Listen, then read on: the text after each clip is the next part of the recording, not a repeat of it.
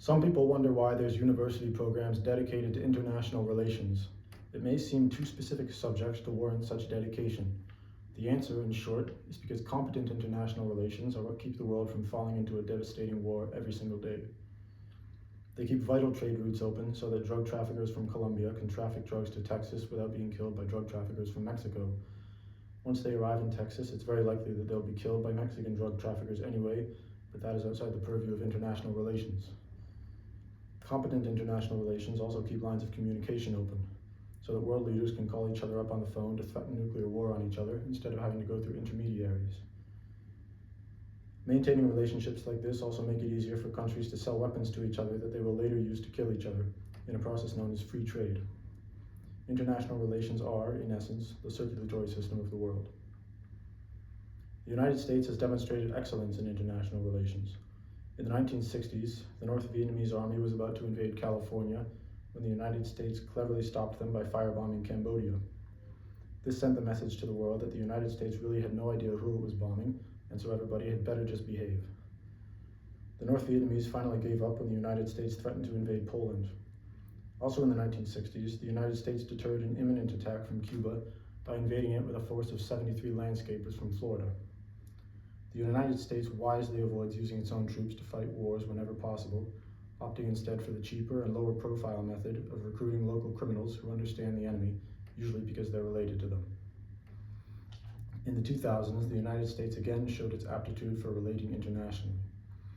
When 11 terrorists from Saudi Arabia, under the authority of another terrorist from Saudi Arabia, hijacked planes and flew them into the World Trade Center in the Pentagon, the United States swiftly responded by invading Afghanistan and Iraq, which are famously near Saudi Arabia. Here, the US encountered some of the local criminals it had been funding and sending weapons to in the 80s, and saved a lot of money in intelligence gathering by simply consulting the CIA officers who had built the terrorist organizations in those countries. These military campaigns successfully reinforced the US's policy of holding countries accountable for being located near countries that may or may not have attacked the US. The US has also demonstrated finesse in its dealings with China. China has been an enemy of the US ever since it figured out how to make fake Balenciaga shoes for $11. It's been difficult for the US to prevent these shoes from hitting the global market because they're exactly the same as the real ones. With a country like this on the loose, it's a miracle that civilization still exists. The US has taken several steps to neutralize this threat, however. For example, the Trump administration has promised to reshore the production of Balenciaga shoes, ensuring that American consumers will be free to continue paying $300 for them. US policy toward Russia has been no less shrewd. The US is currently weakening Russia by losing a war against them in Ukraine. The acquisition of this large, resource-rich country is sure to make Russia one of the weakest countries on earth. The US is already making plans to lose wars against China, Iran, and North Korea so that we can weaken them too.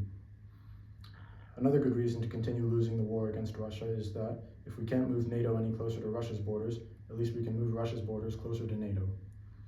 The war isn't just about land, though. It's also about democracy. It's important that the Ukrainian people have a say in which of their country's assets get sold off to which American conglomerate. This is merely a brief introduction to the world of international relations. As you continue to study it, you will understand more and more thoroughly the mechanisms that govern geopolitics, such as the mechanism where you try unsuccessfully to assassinate Fidel Castro 600 times, turning him into a god among men in the eyes of many of your own people, and the mechanism by which US military weapons end up at sidewalk sales in Venezuela.